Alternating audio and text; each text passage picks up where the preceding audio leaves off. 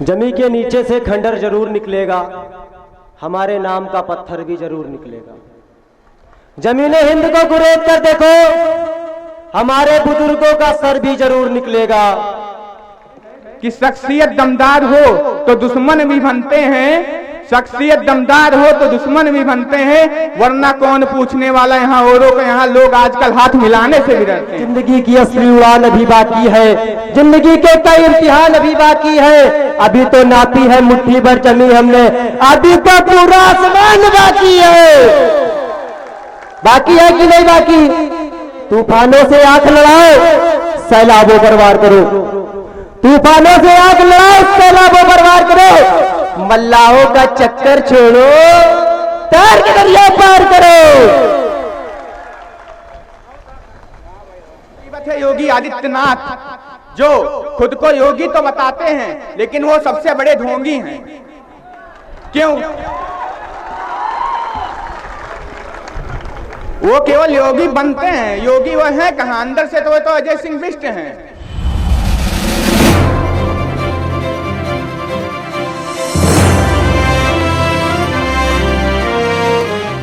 किसी धर्म और मजहब की बात नहीं होगी, केवल बात होगी तो हिंदुस्तान के उन मजलूमों की जिनकी शहादत की कोई वैल्यू नहीं है, जिनकी बलिदान की कोई वैल्यू नहीं है।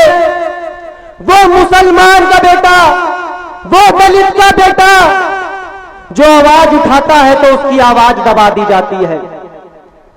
जाकर पूछिए अपने थानेदार से, कितने हैं मुसलमान के बेटे, कितने हैं शिक्षा में, कितने हैं रोजगार में। मैं पूछना चाहता हूं उत्तर प्रदेश की नाकाम व मक्कार सरकार, जालिम व धिक्कार सरकार। मैं ये पूछना चाहता हूं मेरे अजीज दोस्तों और बुजुर्गों कि उत्तर प्रदेश में जब से बहुजन समाज पार्टी की सरकार बनी, समाजवादी की सरकार बनी, बीजेपी की सरकार बनी, आपको क्या मिला? आपको एक आश्वासन मिला कमेटा कमेटी का।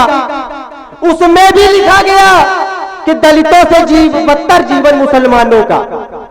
लिखा गया कि नहीं लिखा गया? ये बात आप लोग भूल गए, मैं नहीं भूला। हमारे कहा बैरिस्टर असदुद्दीन ओवैसी साहब नहीं भूले, आप लोग भूल गए। आपके पास वो दल्ले आएंगे 2022 के चुनाव में और कहेंगे मुझको वोट दो वरना बीजेपी आ जाएगी। बीजेपी चिल्ला चिल्ला कह रही है ओवैसी वोट काटने आया है, अखिलेश चिल्ला चिल्ला कह रहे हैं वोट काटने आया है। अरे मैं कहना चाहता हूं अखिलेश, तू अपने बाप का नहीं हुआ तो उत्तर प्रदेश का क्या होगा? मैं आज अपने इस मंच से कह दूं कि मैं बोलूंगा तो बाबा कहेंगे बोलता है, तो मैं भैया पंडित क्षिति द्विवेदी हूं, मैं तो बोलूंगा, मैं मजलूमों की आवाज उठाऊंगा। मैं आपके साथ हूं, दिन रात आपके साथ हूं, आप मुझको फोन करो, मैं आपके साथ हूं। जिंदगी की असली उड़ान अभी बाकी है, जिंदगी के कई इम्तिहान अभी बाकी है। अभी तो नापी है मुट्ठी भर जमी हमने, अभी तो पूरा आसमान बाकी है।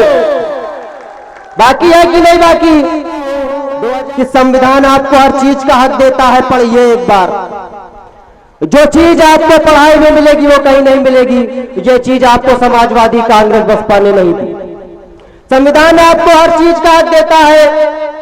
कोई भगवा पहना आदमी मुख्यमंत्री बन जाए, संविधान हक देता है। कोई गुजरात से आकर बनारस से चुनाव लड़ ले तो ठीक, कोई उत्तराखंड से आ जाए और उत्तर प्रदेश का मुख्यमंत्री बन जाए तो ठीक, लेकिन हैदराबाद से बैरिस्टर असदुद्दीन ओवैसी अगर आ गए तो गुनहगार हो गए। उनको उन्होंने कह दिया वोट काटने आए हैं, बीजेपी हमारी बुराई कर रही। हम कहां से वोट काटने आए हैं? हम लोग वोट काटने आए होते, बीजेपी से पैसा ले रहे होते और बात मुसलमानों की उठा रहे होते, तो ऐसी भैया हमको 400-500 टीम में होते तो मुसलमान हमारा हवन हो जाएगा। हमको ऐसी टीमें और चाहिए।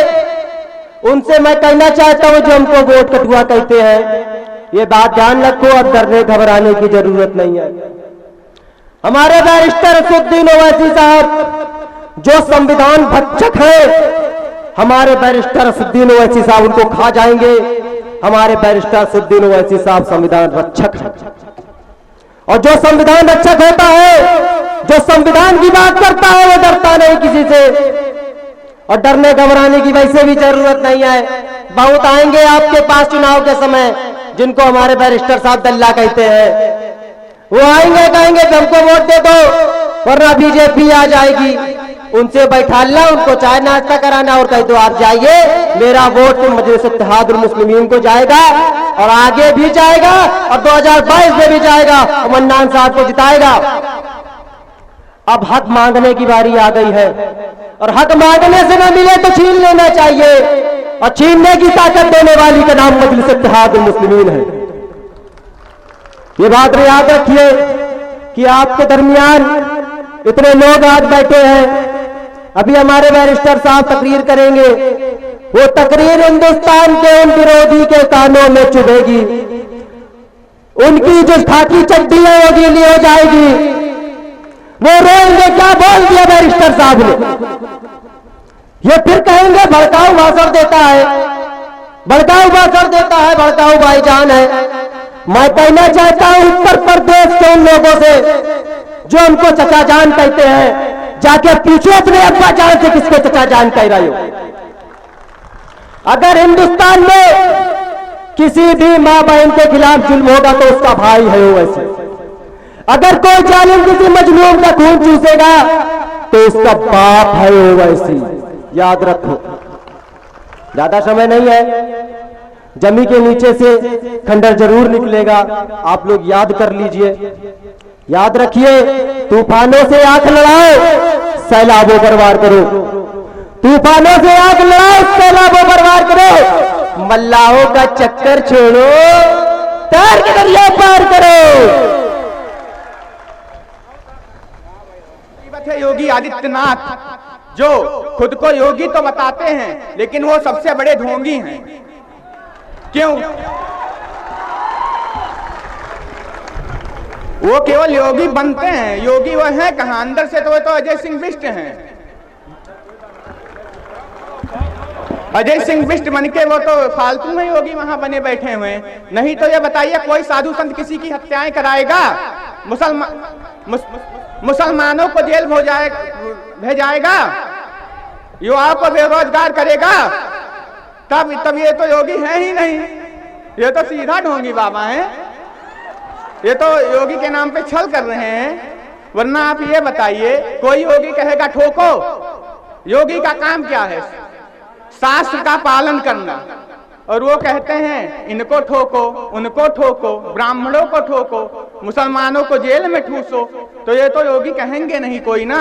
आज तक कोई संत ऐसा कहा है, किसी सूफी संत ने कहा या किसी इमाम ने कहा है आज तक हिंदुस्तान में कि हिंदुओं को ठोको या मुसलमानों को ठोको? किसी ने कहा नहीं। ये बताइए, ब्रिजभूषण सिंह के 54 स्कूल हैं। 2019 के हलफनामे में उन्होंने कहा कि हमारे तो पास तो 6 करोड़ की संपत्ति है। तो ये बताइए, नंदनी नगर स्कूल यहीं बना है नवाबगंज में, 150 बीघे में है, तो वही तो अकेले 60 करोड़ की है। और अतीक अहमद साहब की 98 करोड़ की संपत्ति जब कर ली। आप करें तो रासलीला, हम करें करेक्टर ढीला। वही वाली हाल है। मुख्तार अंसारी साहब को जेल में बंद किया, यही धीरू सिंह हैं, यही कांग्रेस वाले, उनको वो तो नहीं जेल गए। कोई क्षत्रिय वैसा कोई जेल नहीं गया। मुसलमान और ब्राह्मण कर दें तो जेल जाएं, और ठाकुर करें तो कोई दिक्कत नहीं। आज तक पूरे यूपी में 45 इनकाउंटर अल्पसंख्यकों के हुए हैं मुसलमानों के, और 11 इनकाउंटर ब्राह्मणों के हुए हैं। केवल विकास दुबे तो एक था जिसने विक्रु कांड किया था, और कोई तो था नहीं। ये बताइए, और कौन था? प्रभात मिश्रा, एक 17 साल का लड़का, वो क्या बता रहे हैं कि पुलिस वाले की बंदूक लेकर भाग रहा था, इसलिए हमने उसको ठोक दिया। ये बताइए, 17 साल का लड़का बंदूक चलाना जानेगा? कभी नहीं जानेगा। अब भैया हो, अब पुलिस वालन का क्या पता, वही तो 100 रुपया पर गाड़ी चल पकड़त हैं, तो वही क्या बताई पाई है। वही हुआ चौराहे 100 रुपए गाड़ी पकड़े कि क्या करें। ये ओम योगी बाबा कुछ रहा थे प्रॉफिट, तब तो योगी बाबा का हाथ है, नहीं तो योगी बाबा का जरूरत है भैया।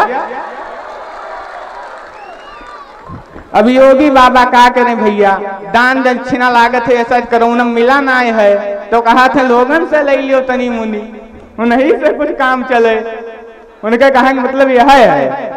और भैया सिंपल सा बात पाप आई थे कि जौन उतरौला के विधानसभा से डॉक्टर अब्दुल मन्नान साहब हैं कैंडिडेट, सब जानत हो 2012 में चुनाव लड़े रहा है, 32,000 वोट पाइन रहा, मामूली वोट से हारे रहा।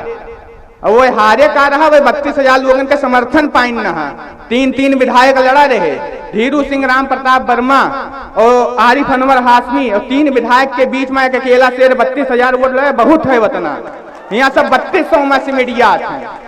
और कहा मतलब ये है भैया कि डॉक्टर मन्नान साहब हैं आंख के डॉक्टर, और उनका आंख खोला, अगर आप सबका आंख ना ही खुला है तो बिलान है, समझो सब चौपटे है। और कहा मतलब ये है कि अब की सब यक होई के भैया, और यो सीधा अब्दुल मन्नान साहब का जितावो और असेंबली में पहुंचावो, और एक चक्कर पहुंच जाए अब्दुल मन्नान साहब तो देखिए योगी रोकत है कि क्या रोकत है उन्हें बोले से।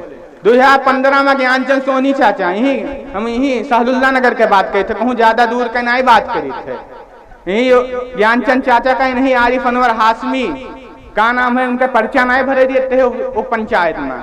तब कोई हिंदू वहां का गुंडा नहीं रहा, सब अब तो बड़ा गुंडा बनत है, भगवा पहन के चलत है, वो बदनाम करत है। तब तो कोई गुंडा नहीं रहा कि जाए ज्ञानचंद सोनी के का नाम है जाए के पर्चा भराई दिए। 5 लोग गए रहा डॉक्टर मन्नान साहब के साथ, अकेले गए रहा, और पूरा एकदम सब 300 जन के भीड़ रहा, तमाम रिवाल्वर पिस्टल तो का लिहा रहे हुई। लेकिन डॉक्टर मन्नान साहब जैसा शेयर अपने बलबूते पा सीधा हुआ नामांकन कराई चलावा, वो उनका कोई कुछ नहीं उखाड़ पावा।